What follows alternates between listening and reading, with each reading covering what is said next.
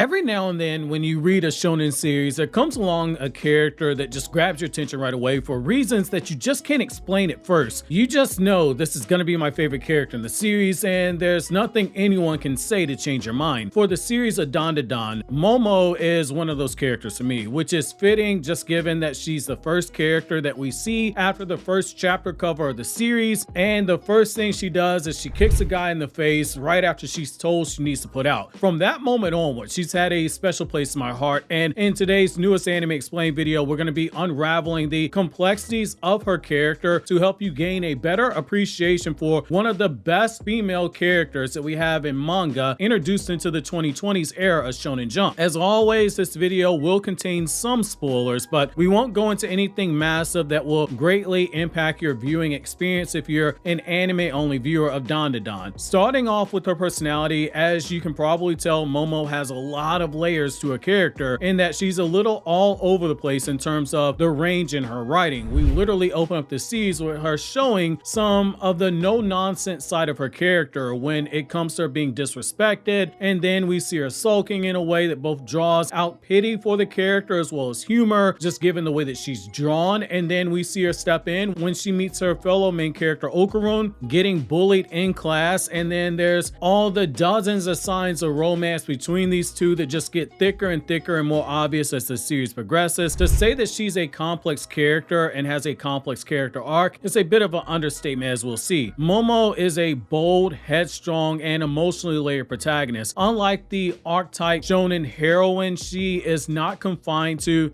being a passive love interest or a mere support character. She is an active participant in both the story's action and emotional core. Her personality can be described as being a blend of outspoken assertiveness, maternal compassion, and emotional vulnerability. Whereas it'd be very easy to just have her reduced to being shipping bait or the damsel in distress or even a vehicle for fan service, which, don't get me wrong, there are more than one set of characters who find themselves vying for her affection, and Momo is used for light to extreme fan service at times, like panty shots like when she's fighting in her maid uniform at work or being creeped on by the older men at the hot springs, even that controversial scene in episode 1 of the anime. And we also see that she does get at times saved in the series. She is still able to stand on her own character writing, and when battles get over the top, she's more than capable of getting involved and even playing an active role in securing victories, whether they be by the skin of the teeth like we see early on in the series, or in a decisive manner after a long fought battle like we see in the Space Globalist arc that takes place much later on in the manga. She is a perfect blend of a classic shonen female character set of tropes while also adding a twist to her character writing, which makes her very refreshing as a reader. She is bold and outspoken. Momo does not hesitate to call people out, stand up for herself, and even challenge others, even when facing supernatural beings. This assertiveness, it contrasts with the damsel in distress trope that is often found in shonen series. She is compassionate and she is protective. Her motherly instincts shine in her relationships with Okarun as well as with Vamola. She becomes emotionally invested in their well-being, offering both emotional support as well as protection in battle. The story is also not afraid to write her as being emotionally vulnerable. Despite her brashness at times, Momo, she does harbor insecurities about love and acceptance. Vulnerability is a key to her relatability as a character and why I personally love her so much. Her fear of unrequited love, especially regarding Okarun, it makes her feel deeply human-ridden in terms of her character. Momo's personality, it can be likened to being a fearless protector archetype often found in folklore, blending traits of modern teenage girl with those of being a mythical priestess or exorcist, which, as you can see from watching the anime, the priestess angle is very much a core theme of her character, despite the modern setting, which is another brilliant aspect to her character writing and how it walks a fine line with both character archetypes. She is every bit your typical teenage girl trying to find her way in life. She's got her fair share of boy problems and insecurities that stem from her figuring out her feelings that she has deep in her heart for a friend who she's quickly realizing over time she wants more with, and still walking that fine line of that semi-priestess background, which is where the shrine priestess inspiration serves as a contrast and serves as good writing for a character. In most Asian cultures, particularly when it comes to Shinto shrines, the shrine priestess, they're not allowed to marry and fall in love when they are actively serving in the role, and with Momo showing at times characteristics of the goddess Ame no Uzume no Mikoto, it makes for an interesting take on balancing tradition with mythology with the modern real world setting. Next, we have to take a look at how her character developed after meeting Okarun, her close friend, as well as a source of her growing romantic feelings that she finds herself shifting through as the story progresses. Their relationship is one that both showcases how fate as a concept can change a person, while also how both boys and girls, they can be friends, but also how such relationships over time, they can grow to be a bit complicated once one or both sides realize there is an attraction there. Whether it be initial unrealized attraction at first, like we see with Okarun, where he starts getting the realization over time that he's attracted to her once Gigi shows up, or it can be Momo realizing her attraction after jealousy when other characters come along expressing interest in Okarun. However, don't be mistaken, their relationship is more than just the pretty girl and asking will she end up with the nerd character. It's way more complicated than that. Momo's encounter with Okarun, it catalyzes the significant changes in her character. Initially, she perceives him as being nerdy and lacking confidence and needing to be saved, but she comes to see him as someone who has value as a person and as a fighter as he grows stronger, especially once he starts training and shows a willingness to train to get stronger. Their relationship, it transforms Momo in several ways. From superficial to genuine connection is a big theme that you could write for her. At first, she judges Okarun based on his appearance, dismissing him as being uncool in a way, but as they face life-threatening situations together, she sees his courage and his selflessness and his loyalty. This realization makes her reevaluate her own view of people, leading to her valuing inner qualities over outward appearance. Emotional self-awareness is also another thing, so Momo becomes more aware of her feelings as she spends more time with Okarun. She has a growing attachment to him that makes her question her own desires for love, acceptance, and friendship, integral parts of her character. She also has a sense of partnership with him.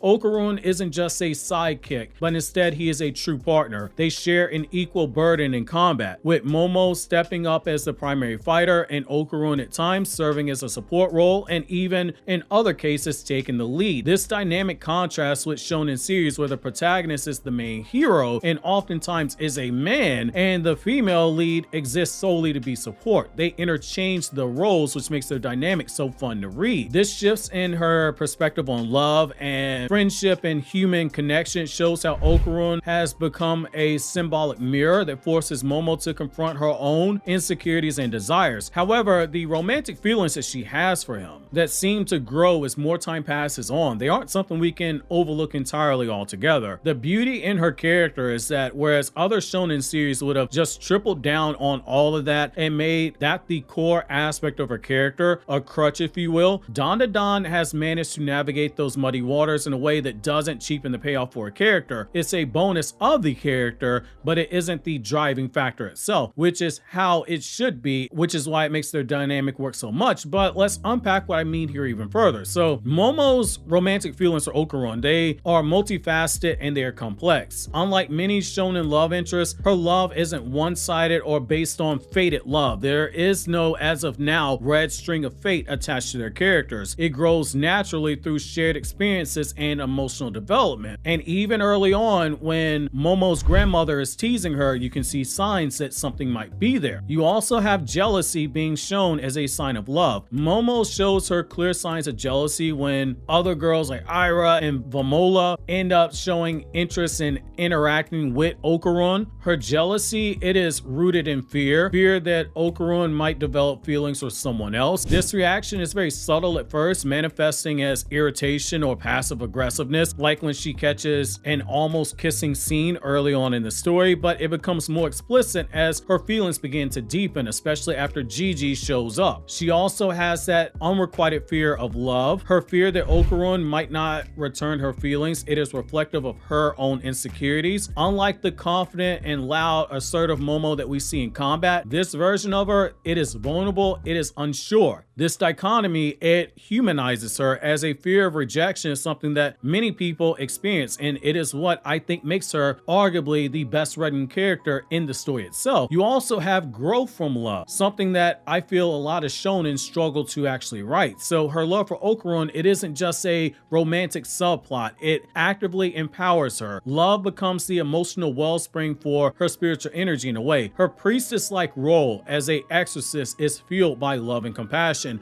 allowing her to tap into new powers. This is a concept that is common in Eastern spiritual traditions where emotional clarity and purity of heart lead to a spiritual strength. Again, I'm not saying it's the romantic feelings that power her psychic abilities, but we have seen where there are clear amps in her abilities when she's trying to support Okarun in battle. Her love for Okarun, it isn't necessarily a girl chasing the boy trope. It's gradual, it's a mutual process of growing admiration, it's a shared vulnerability, it's an emotional support. It's, in all honesty, one of the best written dynamics of this trope that we've gotten out of all the manga that have come in the 2020s era of Shonen Jump. It's healthy and not obsessive, and it's not toxic, and it's not demeaning, which for Shonen Jump, for far too many series, this has been the issue with their female heroines for the last few decades. Let's explore more of what I mean by looking at the distinction of Momo from typical shonen female heroines. So Momo stands out as a unique shonen female character because she breaks the mold in the following ways, and these are just some of the following ways, not all of them. So she has an active role in combat. Unlike characters who serve as cheerleaders for the male protagonist, Momo is actively involved in combat, often taking the lead. She exercises spirit, she fights otherworldly entities, and she protects her friends. She's not a support figure, she is a warrior in her own right. She has a dual role as a fighter as well as being an emotional core. Momo plays the roles of fighter, mentor, protector, and emotional anchor in various ways. Her role, it isn't just limited to combat. She also functions as the heart of the group, providing emotional support for Okarun and Vamola, as well as other characters like Gigi, especially when the evil eye aspect is brought into it. Her character growth and arc is also drastically underrated. So many female characters in shonen,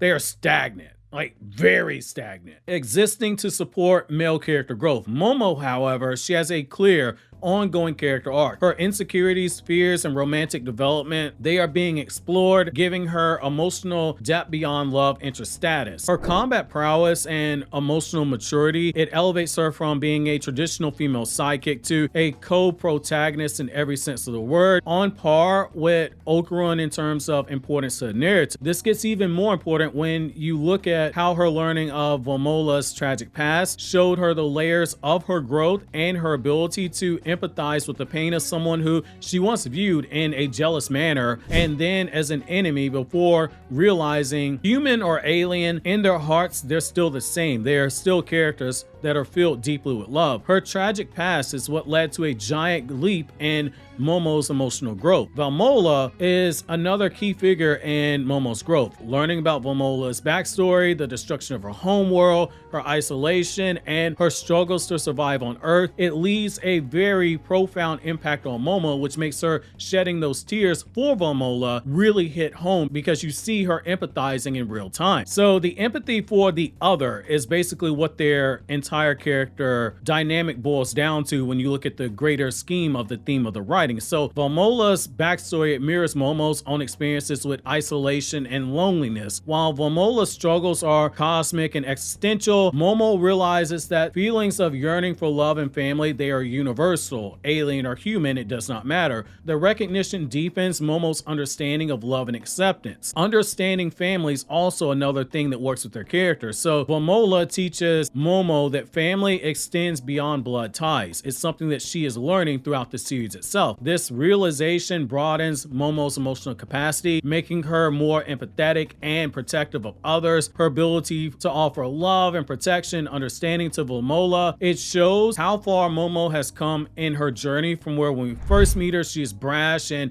she is an opinionated teenager to she is showing more signs of being a nurturing character. They were there before, but they're really on display when you look at their character dynamic. This theme of a found family, it resonates with shonen storytelling, but Momo's role as an emotional center it distinguishes her from other female characters. Her compassion is not a soft trait, but is a source of strength that enables her to ultimately fight harder, in my opinion. Now, it's here I do want to circle back to the priestess influence of Momo's character, as well as her role at times as playing the exorcist, because for as paranormal and wacky as Dandadan gets, this part of her character is what intrigues me equally as much as the other parts. Momo's role in the story, it can be likened to being like that of a Shinto priestess, a Mikyo. In Japanese tradition, Mikyo are spiritual intermediaries who exorcise evil spirits and protect the community from curses. Several aspects of Momo's character support this connection. Her spiritual power, like a Mikyo, Momo channels spiritual energy to exorcise spirits when we see her use like the psychic powers, her energy-based attacks and purification abilities, the way that she fights and the way that you see the energy-based attacks, etc. It really aligns with the traditional Mikyo roles in legend and folklore. You also have the thematic role of compassion. So traditional Mikyo are seen as protectors of the community, embodying compassion and selflessness. Momo embodies these traits as she strives to protect her friends and even offers mercy to certain opponents, in particular certain people that she had once viewed as being opponents, like we see in the Space Globalist arc. Her spiritual alignment with Mikyo roots her in a spiritual fabric of Japanese mythological archetypes, giving her an iconic presence that feels distinct from Western influenced shonen heroines. Also, as you would expect with a character that's this complex, you can't really just peg her down to just being solely one personality type, which is a sign of her strong character writing. And being honest, she has two personality types that I strongly believe best represent her. When you use the Myers-Briggs type indicator system, she's come down to being a blend of ESFP and ENFJ personality types. Let's take a look at what I mean by looking at each of these briefly before we go even deeper. So ESFP is the first one we'll take a look at. So Momo, she's vibrant, she's spontaneous, and she thrives in action. Her bold, sometimes impulsive behavior, it fits this personality type, as does her natural ability to entertain, inspire, and protect others. The ENFJ is the next personality type. So if we empathize her emotional depth and nurturing qualities, Momo does fit some aspects of the ENFJ mold. ENFJs are empathetic leaders who bring people together, much like Momo's role and how she's behaved with Okarun and Vamola. Her blend of fiery assertiveness, which is ESFP, and maternal empathy, which is ENFJ, it creates a personality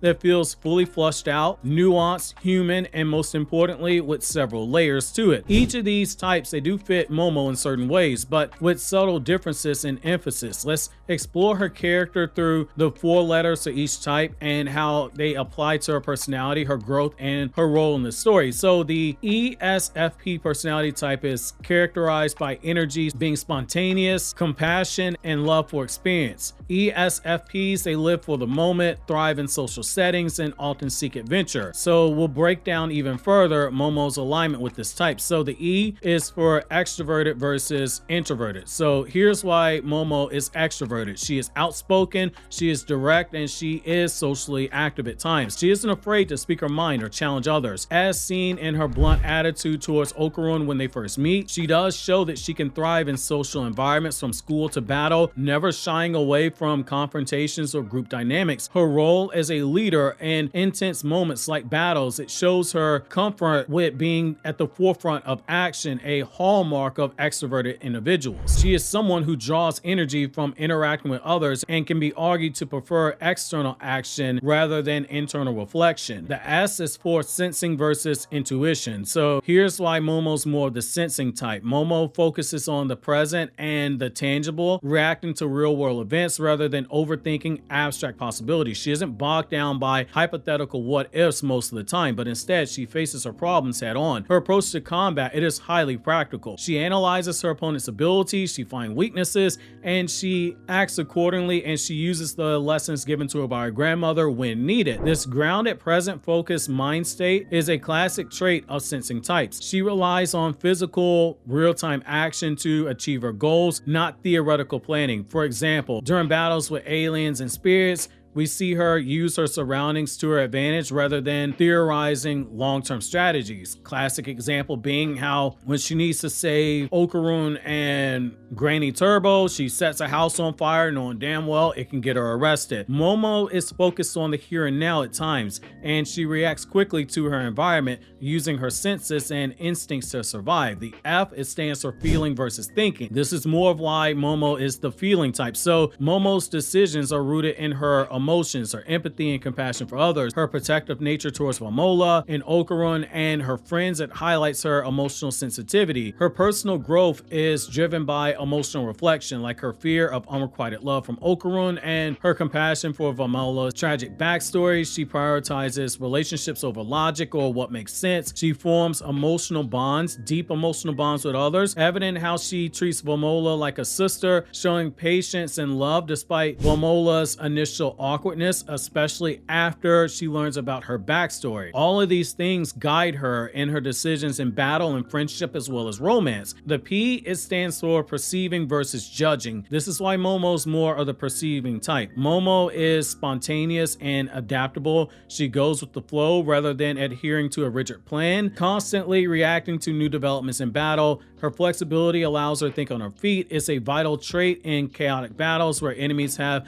unpredictable powers. Perceivers prefer to keep options open, which we see in Momo's ability to shift her strategy in combat. Her openness to change makes her more effective in unpredictable situations, and as we see when she's attacked inside of her part-time job, her being able to keep her options open is why her being able to bluff about having more power when she was tapped out is able to get her out of a sticky situation. Momo is a natural improviser, willing to adapt and adjust as new challenges arise. She is shown thriving in fast-paced, ever-changing scenarios, making her a classic perceiver. Momo is a dynamic, emotionally driven fighter who leads with her heart and thrives on high-energy action. Her character arc, which revolves around her growing capacity for love and acceptance, reflects the ESFP's journey to balance of adventure and empathy. Her role as a protector and emotional pillar for others also fits the ESFP's ability to be the life of the party, if you will, while also being the emotional core. Every time you see her with the people that she's close to, whether it be at school or whether it be back home when her grandmother has everyone over at the house, Momo oftentimes is the character that grabs your attention. However, that's just one type. What about the second personality type I mentioned? Well, let's look at why Momo also fits some aspects of the ENFJ type, and you'll see why I love the complexity of her character. And we'll finish up with which I believe, if you put a pistol to my head, I'll choose the one that I believe best suits her character. So ENFJs, they are empathetic leaders who inspire others. They focus on the future and lead with compassion, while ESFPs are focused on action and the present.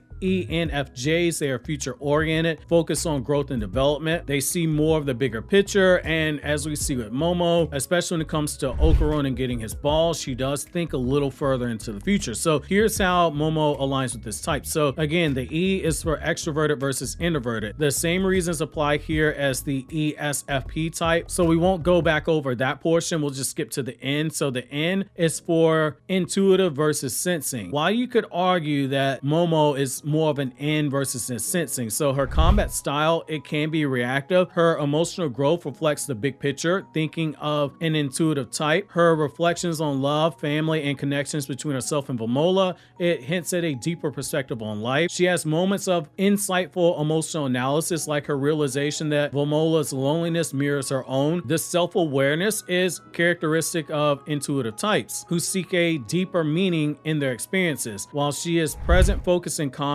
which is a sensing trait, her emotional depth and her ability to find greater meaning in relationships, it does reflect an intuitive's perspective. Now, feeling versus thinking is again Momo's decisions being driven partially by her heart, her compassion for Okarun, her love for her friends, her love for Okarun, and her role as a caretaker for Vamola. It shows that she prioritizes relationships over logic. She consistently chooses to protect and love over rational detachment, firmly rooting her as a feeling type. archetype. Again, great example of this being how when Gigi, there's talk of having the evil eye that is possessing him to be exorcised, even though that could lead to his death, it would lead to his death, she still chooses her relationship with Gigi over taking the more logical route that they want to take. The J, it stands for judging versus perceiving, why Momo might be more the judging type. So basically that comes down to, while she is reactive in battle like a perceiver, her emotional commitments, they suggest a more structured approach to relationships. Once she decides to protect Okarun and Vamola, her sensing responsibility, it never really wavers.